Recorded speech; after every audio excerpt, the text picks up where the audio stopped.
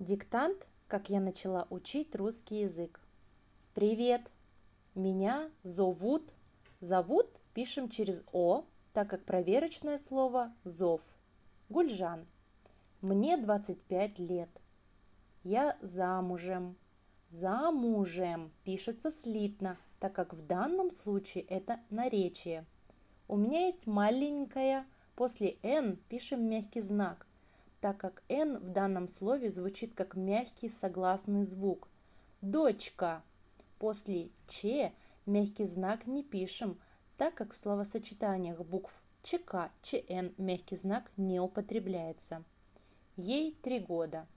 Я переехала, пишем через двойную «е», так как слово образовано добавлением приставки «пере» к слову «ехала». У глагола «переехала» окончание «а», так как речь идет о женщине, то есть, что сделала, переехала в Нур-Султан.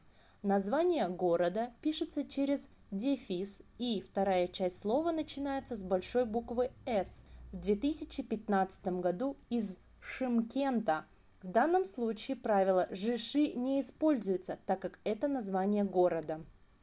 В Шымкенте я работала.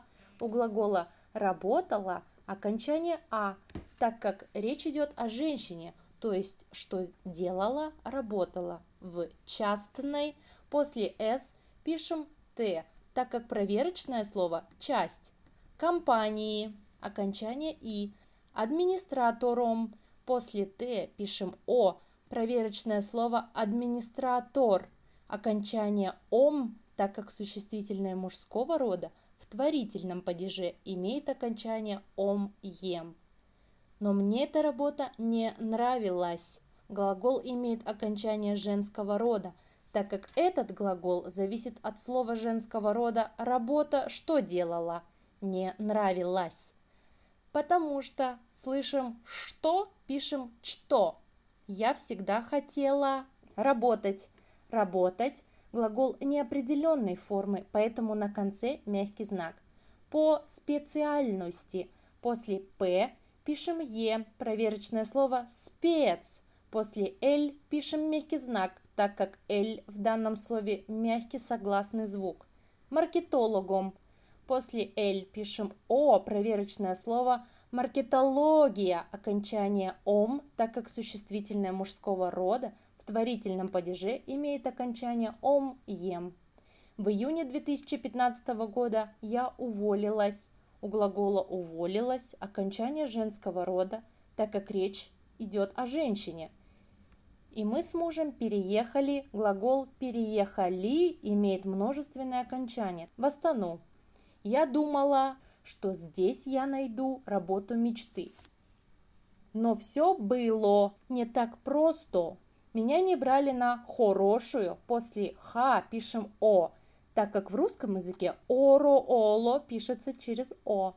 Работу, потому что я не говорила, после «г» пишем «о», проверочное слово «говор» по-русски.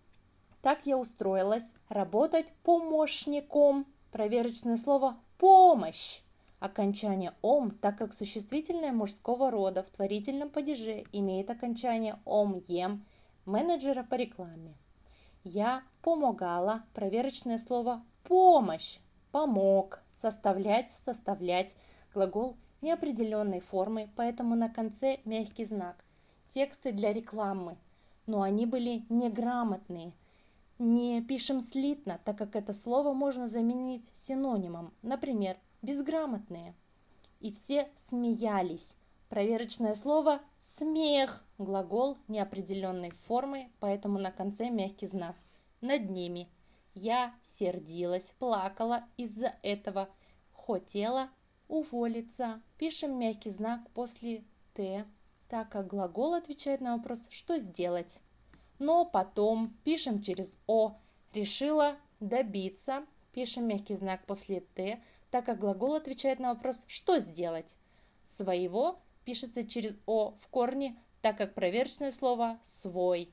Поэтому я начала учить Глагол неопределенной формы, поэтому на конце мягкий знак. Русский пишется с удвоенной «с». Это словарное слово, надо запомнить. Язык.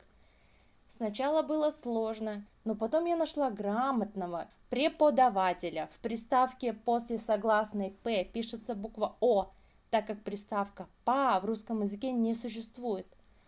После «д» пишется «а», проверочное слово «преподать».